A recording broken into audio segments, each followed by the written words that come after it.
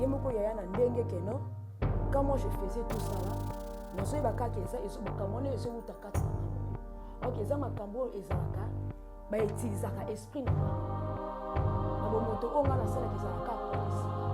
Esprit na déjà ba utilizaka déjà. Na bana na koyeba teke. Mutu kaka ye azogangelanga. OK, yende muza aza de base na makambo nyonso.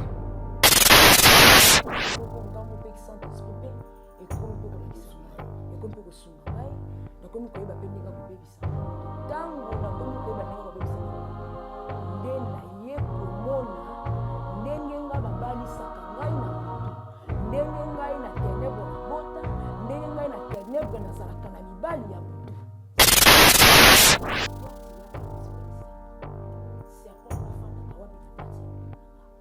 soki na lie musuli serpent azokasi soki na lie ndu soki na lie eloko eza moto soit mai serpent wana ifoza kokosa accoucher nanga quand moi nazolota ke non je couche avec elle moi je couche pas avec elle na couchaka nde na serpent alataka nde biloko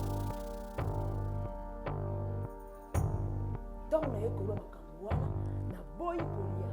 Voilà pour laquelle vous avez la santé au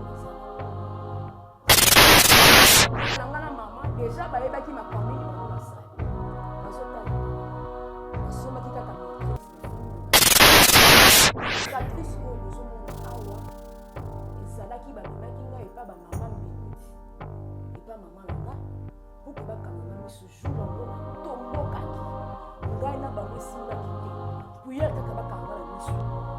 Ote misu wane fongi eza biso tenga bibino o biso to abanza yoko nza ngai tango misu ngai emona ki eloko te na sali o tuno ko ko sala mpe lelo nza mafongo nga misu bino bolo bibo kanga misu ay toko boma misu babati kuya ngaka na so ko intercede prendre ki lelo so nza basali kozonga na bêtise zuka ko fungola le sous porte te ba milieu mabezonga au Bible lobby ceux qui démon et bimi na nzoka moto et kendaka na bisika bikaou kuneza ezora repote et kolobe fona zonga na ndaku na ngai alors tant pour ça la retour il faut ba kuta condition mutuana ba porte nyoso za ko kanga mapuba kota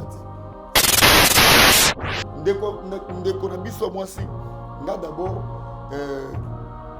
na yo qui passe na motema pona ebi valeur ya amamutu et pas inanza et tant qu'un évangéliste naebi comment pour gagner mutu ko ene pa ina nzambe pour se dire nini ezaka wana mais comment na vie ya ndeko ndenge na moni ba photo na moni témoignage na ye nga d'abord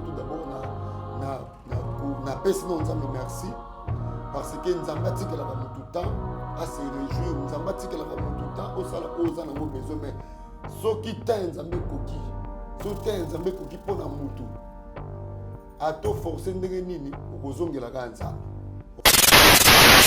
moni sert na biso vie amenée marche na ye parce que nga alobaka boye ndenge bible elobi mutu soki akangami na mwasi ya ndumba couche na ye bakomi eloko moko soko bimi na ndoki ozwi 50% de ndoki soko bimi na mutu asia sokilte orecevoir badémon na ye bokabolila mwati translation d'esprit partage d'esprit ezala.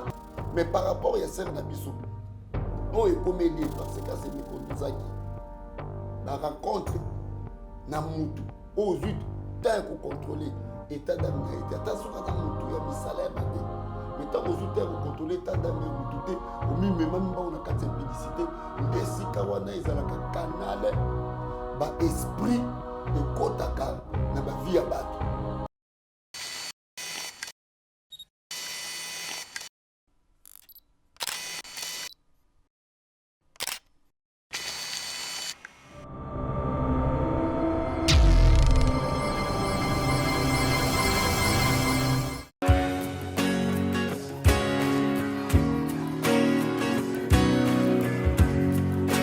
Shalom enfants de Dieu, je suis votre frère le prophète Paul Fulgence Koussou, le pasteur principal de l'église Emmanuel Rapha. Sur cette vidéo, j'ai deux nouvelles à vous annoncer. La première est, depuis décembre 2021, l'église Emmanuel Rapha est propriétaire d'un terrain grâce à votre soutien, grâce à votre appui. Et ces terrains se situent sur l'avenue Bobila dans la commune de Ngaliema. La deuxième des choses, je viens auprès de vous, mes papas, mes mamans, mes frères et sœurs, vous demander votre accompagnement pour la construction de la dite temple. Nous avons besoin de vous. Nous voulons bâtir ces temples ensemble. Vous voulez contribuer à la construction de ces temples, en tout cas, n'hésitez pas et le Seigneur ne manquera pas à vous bénir. Il y a un numéro M-Pesa qui est affiché au bas de votre écran. Même pour nous contacter, vous pouvez contacter le même numéro. Le numéro est sur WhatsApp ou encore il y a un lien PayPal qui est affiché là-bas. Tout ce que vous avez, vous voulez contribuer à la construction de ces temples. En tout cas, Dieu ne manquera pas à vous bénir. Faites-le non pas pour le prophète, mais faites-le pour l'amour de Dieu et pour soutenir l'œuvre de Dieu.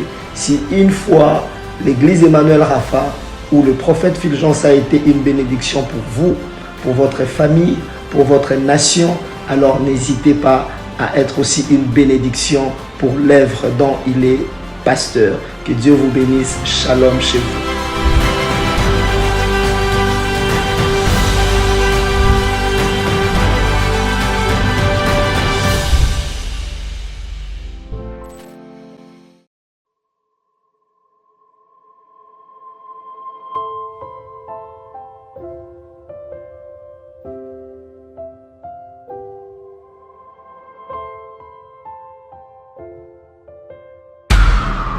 Spéciale retraite de prière et de délivrance en direct des radios Purim.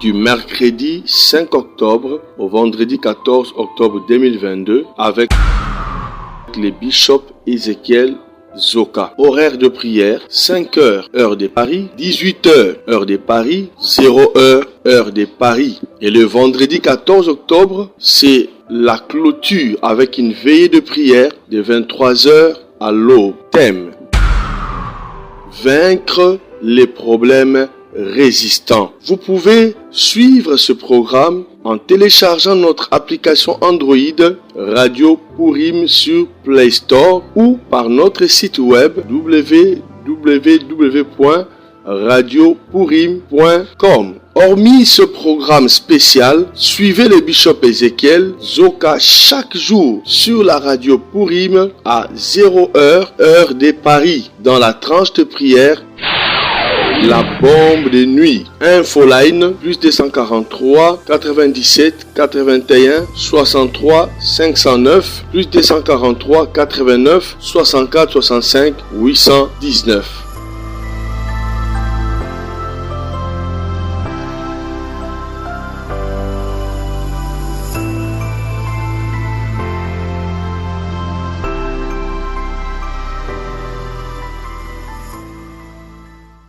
Nous avons le plaisir de partager le plateau avec l'homme de Dieu, évangéliste Michel Ekouchou, qui n'est plus à présenter d'ailleurs. Bonjour, bonsoir mesdames et messieurs, vous qui nous suivez sur Nouvelle Tendance Télévision, Culture d'Excellence, Rendez-vous.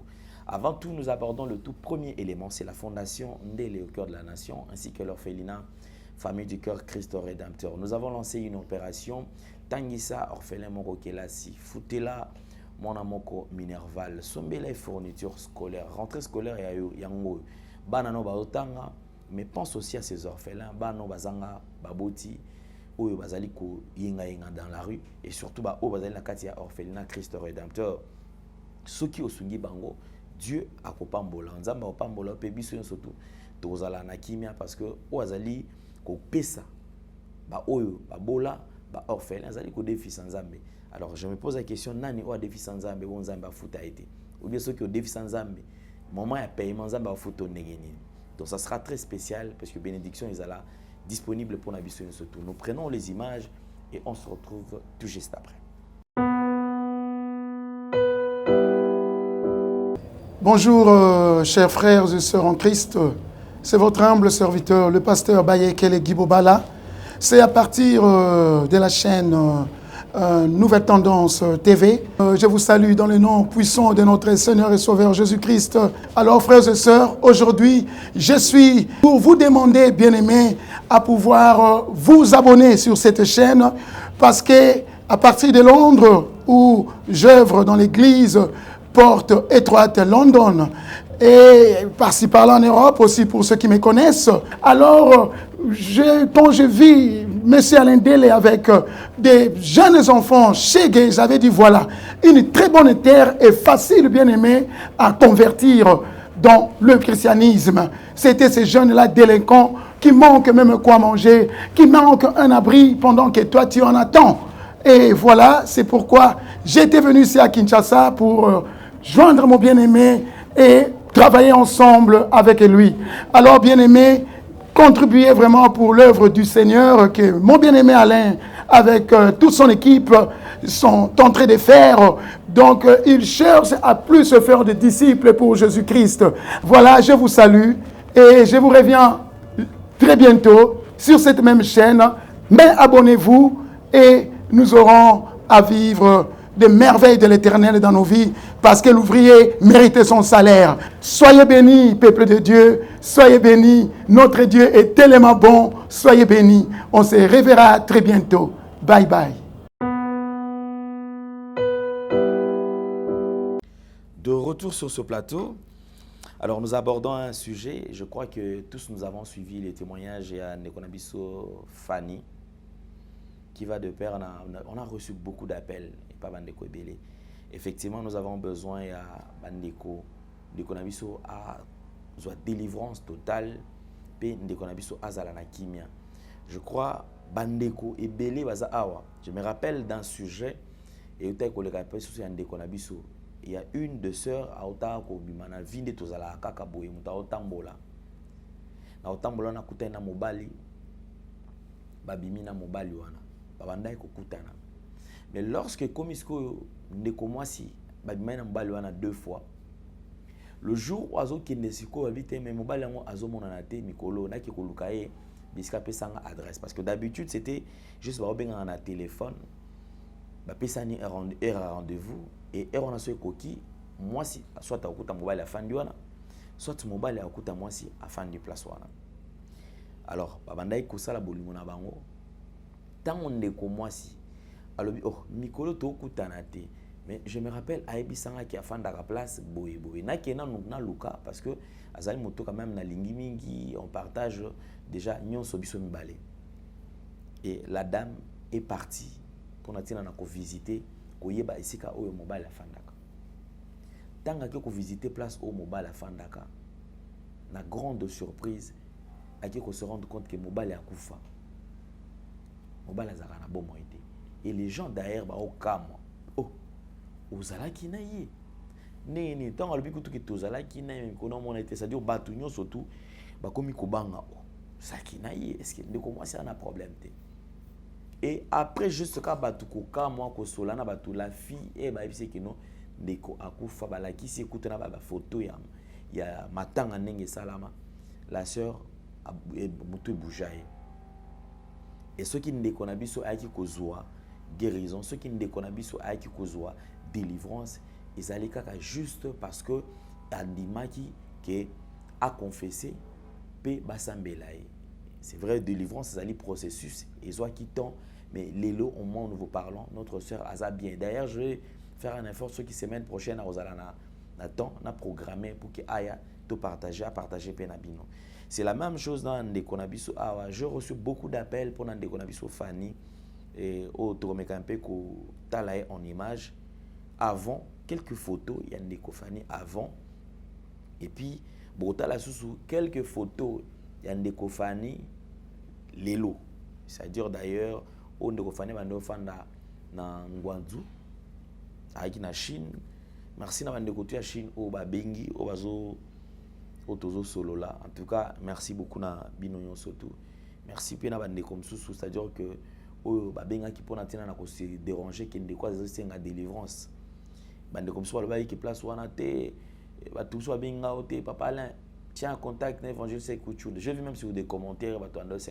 Alors, je me suis dit, c'est évangéliste Sekouchou.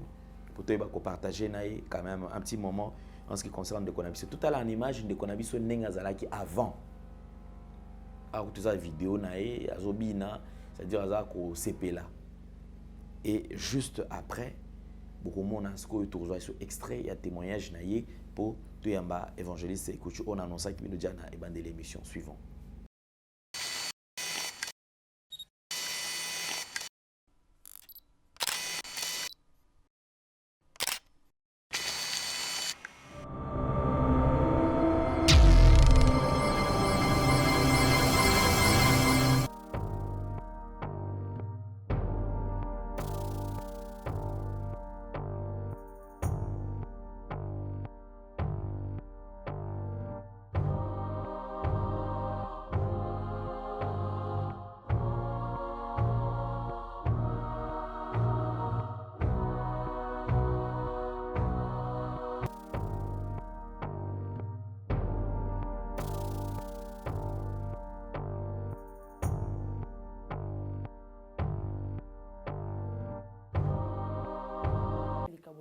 Depuis bon mois. Alors depuis bon mois nanga nazaki kozwa ba rêve. Nakoyebisa maman mutokonzi manga azalaki te. Abanaki komona kaka azani mwana mukie makambo zolo bakabilo baloba. D'autres mingi abanaki kolota. Abanaki kolota mingi bambwa. Okomona zolota bambwa bazolanda ngai. Soki bambwa wana bazolanda ngai, okomona kobata ma quelque part.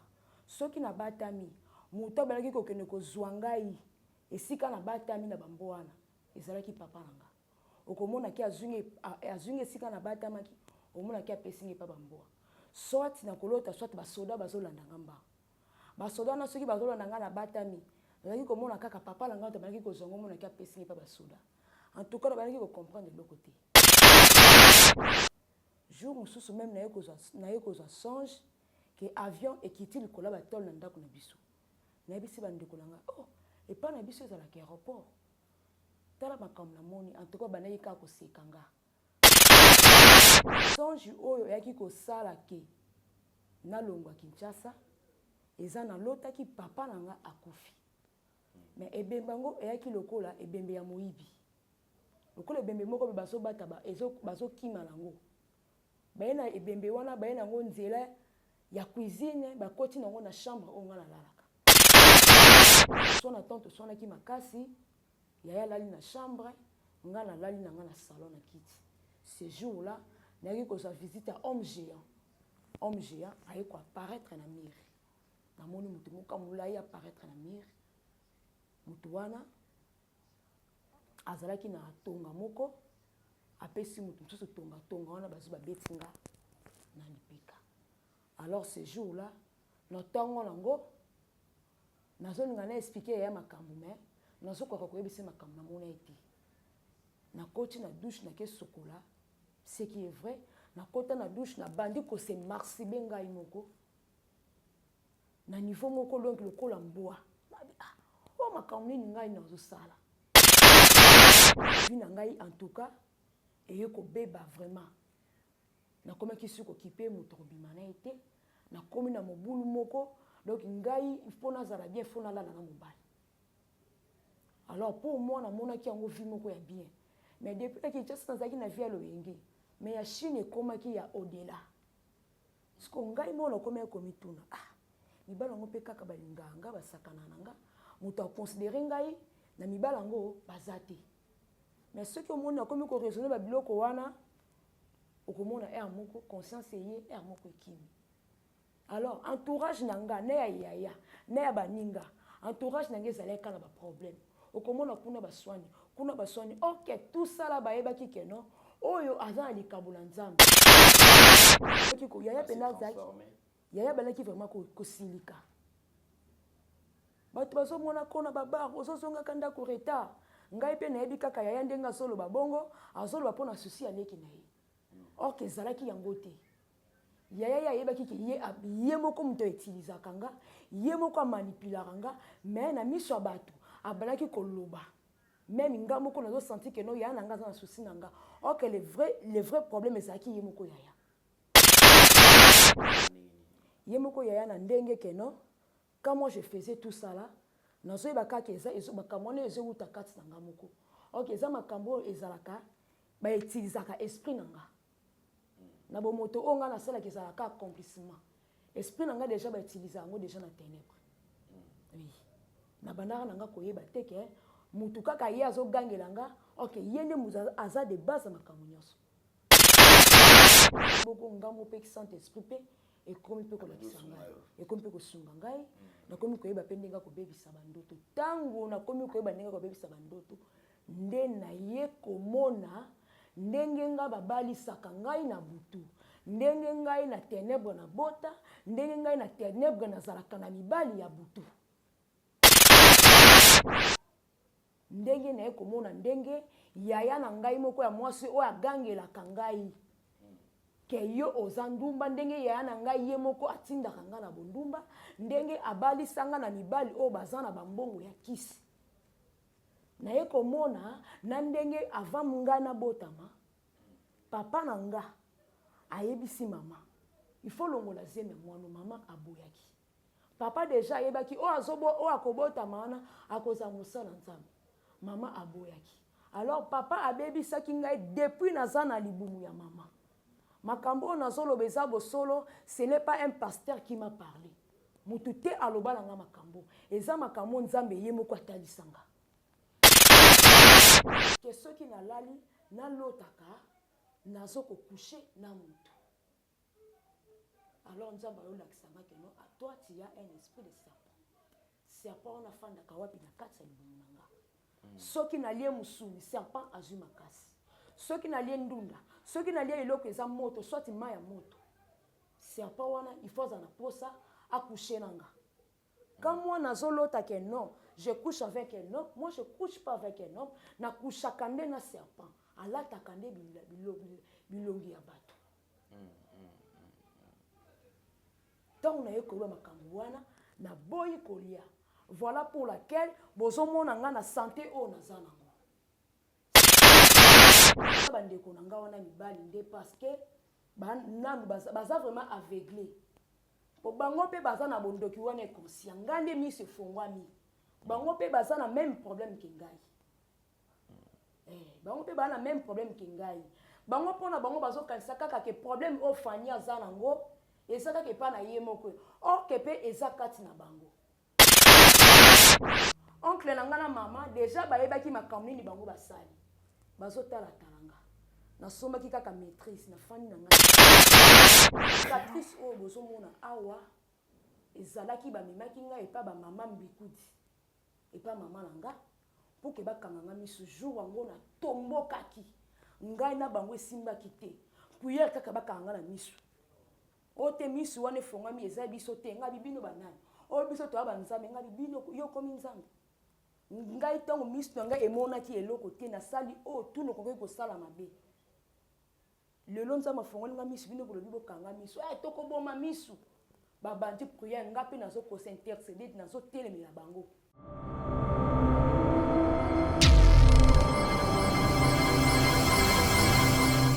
Merci beaucoup. Je crois que nous avons suivi les images. Homme de Dieu, bonjour et bienvenue. Bonjour, papa Alain. Santé bonne, papa. Ça va par la grâce de Dieu. Kolo sozo batela. Sozo vivre. Totungi sur moi mimi to secoué mais on n'a pas de choix. Il a fallu te bengiso quand même parce que pour makambo ba to bengi mo ebele pour les kambo ya kayande kona biso nini okikoloba na makambo nyoso Holandi. Premièrement, papa Alain faut oyeba vite aux ans il faut battre. On n'y vit qu'une seule fois. Basara na vite. So nzamba pesio pema na bomo. Comment la monter le la blague. Batela yango parce que ebele na temps autozo ça l'émission mingi bazo kufa. Mingi bazo respirer na bonbon comme ya kofuta mbongo. Pour bacha bonbon, bacha un respirateur. Mais moi, il a ça là pas si bandeko belé surtout nous les jeunes ba ignorer eloko. Pema nzamba pesio, bonne santé nzamba pesio, c'est pas donné à tout le monde. Mais tangu grâce au nzamba pesio ozo fouler en pied, oza ko se méconduire. Donc ozo tambu sa vie na yo normalité boso nzambi et puis ça passe et puis ça va. Parce que d'abord mission au nzamba pesibiso ils en ont une délivrance. Na mutu nyonso ya l'église na yebiki na mbaba tuka ya baka bato baka grave nazongisa bango na nzela pour ba comprendre que les leçons nzamba sali kozonga na bêtise souté ko fungola le sous porte té ba milieu mabezonga po bible lobi soki démon ebimi na nzota mutu ekendaka na bisika bikawu kuneza ezora reporter ekolobe il faut na zonga na ndapu na ngai. Alors tant bon ça la retour il faut ba kuta condition mutuana ba porte nyonso za ko kangama po ba kota ti ndeko na biso mwasi nga d'abord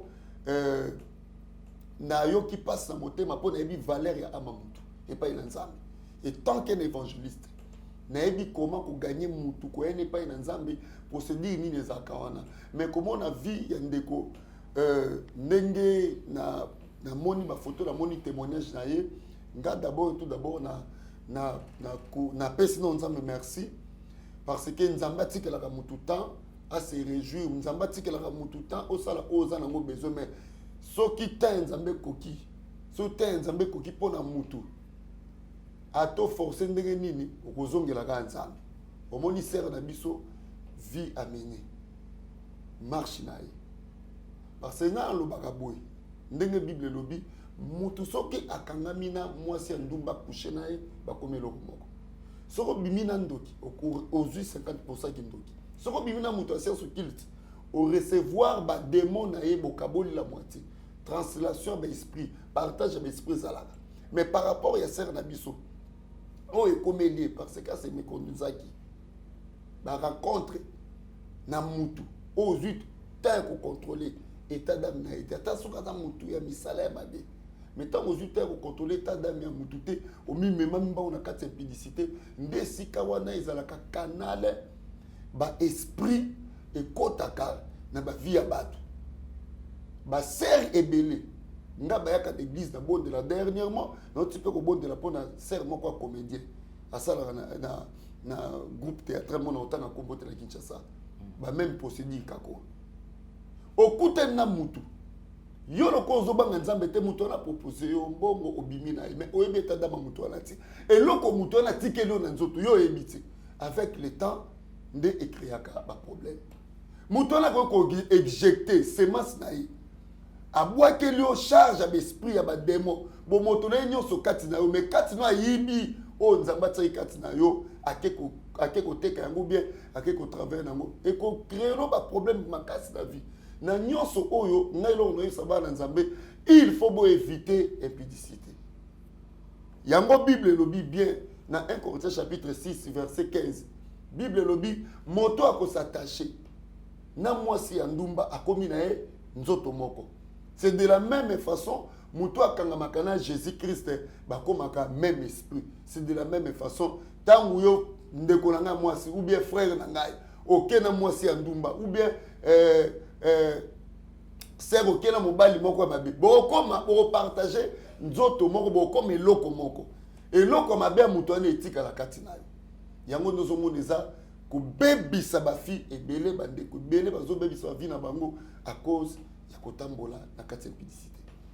merci beaucoup évangéliste bandeko bele babenga bikeno kawana batikela wango baza la raison pour bayebi musana osa papa ale na lobaki yango pour plusieurs fois parce que ndeko lobi bongo parce que na hauteur ko sala service à serre moko 15 démons ebimi na nzoto avant na l'excès na délivrance na asali kirdam ndena yo comprendre que ata oza maman obala oza na ndako libala avant obala soko bimaka na 15 mibali oza na 15 ADN batwana na nzoto na et ezotambola makila na nzoto mobali nyonso azwa kata ko éjaculer na nzoto na yo otambola kana ba ADN mobali wana ata obala lelo atoza na lien sola na ngai yango mona parfois moi ça na kata ndako libala mobali abali ye azoke lengite ata baza na moment ya fête mais pour akota vraiment na concentration il faut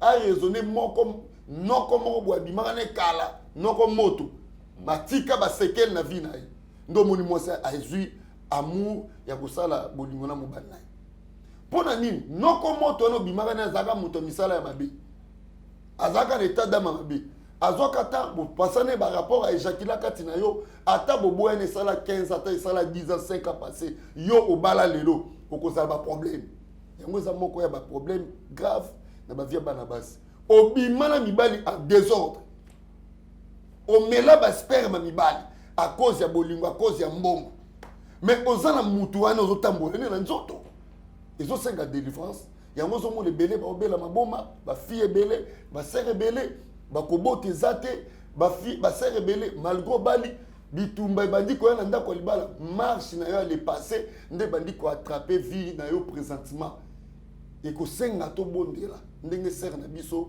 balobi esenga domaine na nga wi bayebi soki tolandeli sere na biso oyo makambo nyonso ezonga normal nayebi nzambe nga nasalelaka soki aye l'église na kointerne l'église toza na permanence ya bien ya propre akoki kovanda wana tokolandele tokokota ne bagene imposition de mai kosalema baesprit eza kati ne kobima mpo ozonga normal tout est possible à celui qui croit. Amen. Mission oyo jésus christ apesi eza mpona baka ya bato baza baka grave et puis na nasembela ya bandeko nyonso mama olanda ngai atobima na mobali wana ata leo obala benga na bondela mpona eza na service moko nzambe ayebisinga na bondela mpona basere ebele oyo oyebi ke otambusa vino ya désordre avobala mais obima tala ba 30 mibali oza na 30 ans oza obima deja na 50 mibali eza vraiment cas grave mpona yo ndeko na ngai soki oki message oyo ndeko na ngai c'est le moment obenga na bondela mpona yo mpona sere na biso oyo naza disposé soki bakoya délivrance eza ofele. D'accord. Merci beaucoup, évangéliste Ekouchou. Je crois quand même nous avons toujours... c'est une très bonne chose. Oui. Et surtout, je crois que tu as une orientation. Okay. Parce qu'à chaque fois, il y a toujours une orientation. Il y a toujours un logo Zambé. À chaque fois, on a partagé. Merci beaucoup.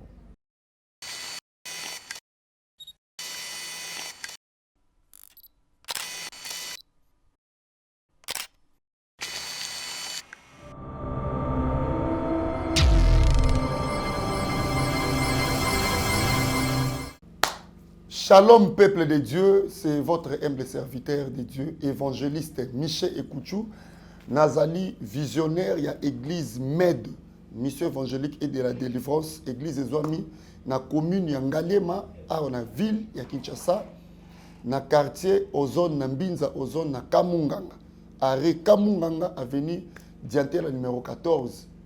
Église Ezwami wana, bureau na Ngeza wana, et puis na Yambaka, chaque dimanche, après culte, Nzambe apambola bino partout dans le monde entier, bandeko bolandanga. Na kosenga na bino bo s'abonner massivement na compte YouTube nanga évangéliste Ekouchou TV parce que tous na ba programme ya ba forte prière d'attaque. Ba forte prière d'attaque les kaka chaque 22h heure de Kinshasa, chaque 5h heure de Kinshasa et puis chaque 11h heure de Kinshasa, to les kaka 1 heure du temps. Il y a ba forte prière en direct na compte YouTube nanga. Yo muto zana besoin ba forte prière sambela na évangéliste. Onction prière ezali ba nzambe. Na sengi na bino songo rejoindre nga taper kaka na YouTube na yo évangéliste Ekouchou. Ekouchou là komango comment E K U T S U. Donc vous tapez sur mon photo na profil, abonnez-vous parce que déjà na 22h à l'élo prière ezali 1 heure du temps seulement forte prière d'attaque. Batakaka na ténèbres, batakaka bana na yo, batakaka libala na yo. Ténèbres atakaka santé na yo. Ba ennemi batakaka ba relation na yo. Maintenant yo pe na prière soko telemi oko attaquer po ba ennemi ba koya bandoki ba koya misama be ekoya. Nzamba pambola bino tozana ba service montozo to bandaki depuis mardi sur la destruction des œuvres nocturnes. Ko bembisa misala ya molili o ezosala ba via bana nzambe. Bien aimé, ndeko zola na ngai. Soki lelo ozana ba problème, ozana ba situation de traverser, eza moité, butu mute sala yango. Makambu nyonso mabe ozomona na vie na yo. Ba sala yango déjà bien na butu parce que butu eza moment moko très mystique. Eza moment moko mystérieux. O bato ya monde de ténèbres bato misala ya mabe ba telemaka pona ko détruire pona ko yiba ko semer na ba via bana nzambe. Yango mona bato mususu alala ki bien mais na tongo la muki malade. Mutu mususu alala ki riche mais na tongo la muki pauvre makamunyo sesili. ozalaki bien na ndako libala na omena tongo la muki divorce yi. Mais oromi tuna eloko nini mabenga na sali nazomona ti eza biloko eza combat spirituel. Bitumba ya vino esalaka esalemaka mingi na butu. Yango mama pour que ozala molongi il faut telema la prière. Bref année que on a ebisi bino bo région nga na ba programme ba prière ile kana chaîne nga pour ozala molongi. Service auto sala tozo détruire misala ya butu, misala ya ténèbres na ba via ba nzambe. Tota na parole de Dieu rapidement. Toza na livre Genèse chapitre 29 verset na yango 19 natangi rapidement. Là-bas dit, j'aime mieux te la donner que de la donner à un autre homme. Reste chez moi. Ainsi, Jacob servit 7 années pour Rachel. Et ils furent à ses yeux comme quelques jours, parce qu'il l'aimait. Verset 21. Ensuite, Jacob dit à Laban, donne-moi ma femme, car mon temps est accompli, j'irai vers d'elle. Laban réunit toutes les gens du lieu et fit un festin. Le soir, il prit Léa, sa fille, et la menait vers Jacob, qu'il s'approcha d'elle. Là-bas donna à ses servantes Léa, sa fille Zilpa, sa servante. Le lendemain matin, voilà que c'était Léa. Alors Jacob dit à Laban, qu'est-ce que tu m'as fait? Point d'interrogation. Tel le parcours à Jacob, un enfant de Dieu. Jacob a qui débonnaire, moi n'ensemble. Bilolobi parcours à Jacob et qui veut habiter au Makas parce que na promesse. Bible lobi Jacob nenga kimaka Esaú na parcours na ye maman na ebisaka kende na mboka ya ndeko nanga mobali pa là-bas. Bible lobi Jacob akoma ki pa là-bas a vivre ki kuna mais a sepela ki na mwana là-bas kombo na Rachel. A ebisi na là-bas ke na sepela na mwana senge na zoi aza mosi na ngai. Là-bas lobi oui c'est mieux tant que na pesa yo moi na Rachel ki na pesa na mobali mususu. Mais pour na pesa yo Rachel, il faut passer 7 années à servitude de Pananga.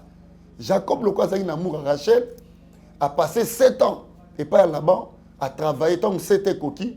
D'ailleurs Bible lobi Jacob a sala qui 7 ans ou mela quitté parce que bolingo. Il y a moi si d'ailleurs Rachel les alaki. 7 ans coquille a pas là-bas pesa na moi si. Pesa na moi si na. Bible lobi là-bas à Sangisi bato village à sali moi fête mariage coutumier parce que c'est awana oyo Jacob asalaki eza lokola dot eza lokola droit na ye pour azwa mwasi. Alors bino boyebi ke po ozwa mwasi cérémonie salemaka ba réunir bato village et puis ba sali fête. Bible lobi nini et comme na butu ba momo ba bimisaka mwasi. Or avant ba bimisa mwasi nzoka déjà là-bas a bombela ki na Jacob que baza déjà ba loi ou interdisaka que yaya leka ko ba liboso la yaya ti Jacob avant de zela ba bimisele mwasi na fête na mariage coutumier boyebi ka ndenge zalaka lokola molile ezalaki ba bimiseli Léa na place ya Rachel molili lokola ezalaki noir ezalaki bango balingaki ba pesa Léa na place ya Rachel pendant la nuit. Yango monaki na mariage mingi ba bimisaka mwasi na butu. Butu bien le mende échangeaka ba via batu. Bomoni makamno bisabino bien le menaza un serviteur de Dieu de ministère. Na bonde la kapona bakaya batu ebele. Omoni ba problème ozana ngo wana eza butu nde échange yo vie. Au travail ma casse mais résultat aux autres parce que ba changer qui déjà résultat vie na yo. Bible lobi bien. Jacob a travaillé. Résultat na yo ole ba pesa Rachel ba ko pesa Léa. Kindo ke changeaka ba résultat na biso ba na Nzambe. Et loko ozoluka bien aimé na butu déjà ba changer yango ba pesa yo le contraire. Et loko ozozela ozwa déjà butu ezwa ba pesa yo loko mususu. Jacob va présenter Léa na place ya Rachel. Tongo etani. Tongo ezali synonyme ya lumière. Tongo ezali synonyme ezali tongo echasa elongo tongo echasa ka ténèbres. Siko tongo etani Jacob alamuki atala. Oh, mais on bazo présenter ngeza mwasi na ngai ti.